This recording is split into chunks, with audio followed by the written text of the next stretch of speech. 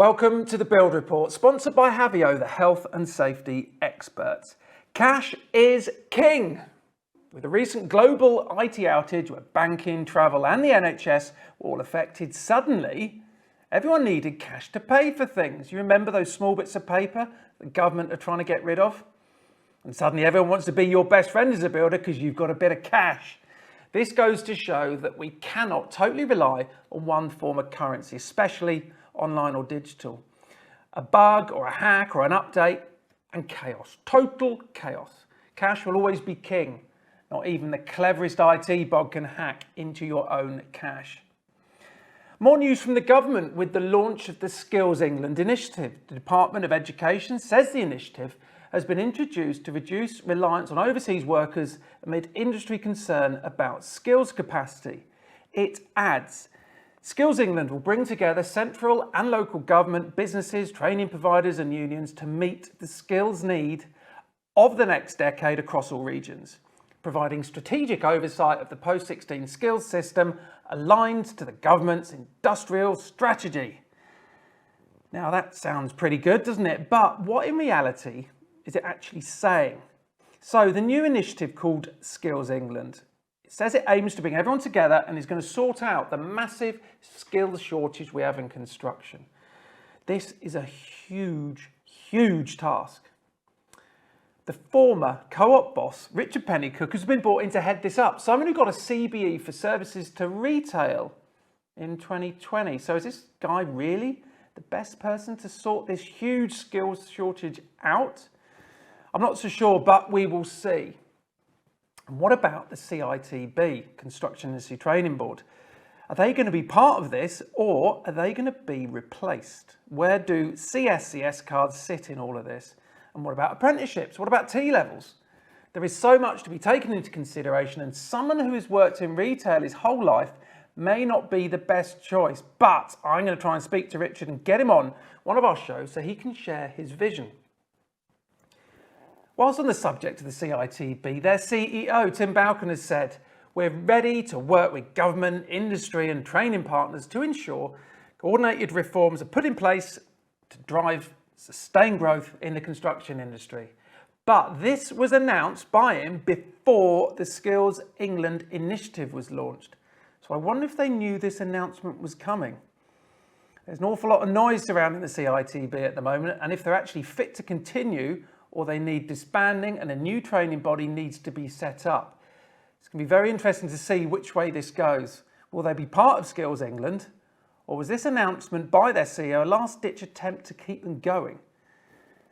Having been the first media outlet or organisation to actually analyse Labour's target of 1.5 million new homes in the next 5 years, it's good to see the Home Builders Federation have now given their opinion as well. Emma Ramel, HBF's Director of External Affairs, wrote a brilliant piece which can be found on their website.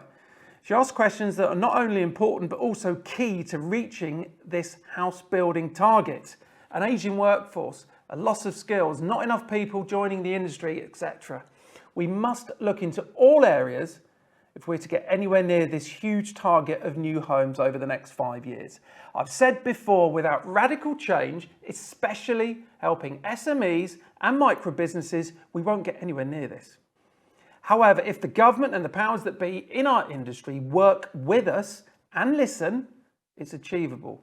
But they need the right people helping them with experience in the construction industry across SMEs and micro businesses, not just tier 1 and tier 2s, which only make up 2% of the industry.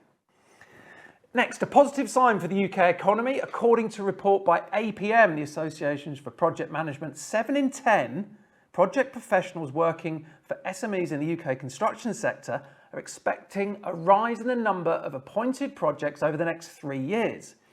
The report goes on to say construction is predicting the third largest growth behind engineering and financial services.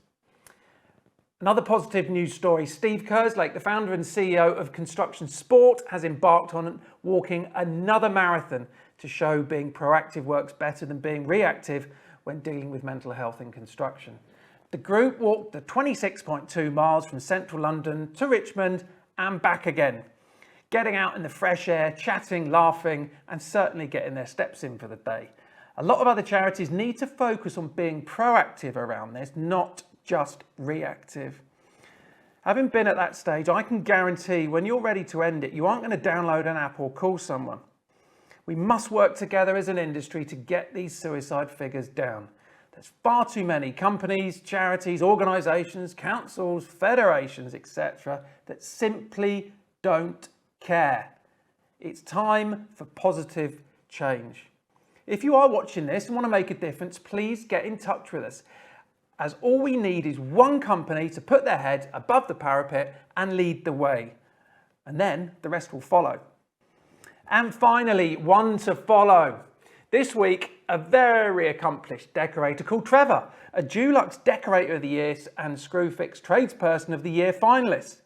Based in Hampshire, Trev was one of the first Dulux Select decorators all the way back in 1996 and has gone on to not only be an excellent decorator but also set up various social media channels, including Decorators Development Group on Facebook and YouTube. Follow Trevor on Instagram and Facebook at TJ Decorating.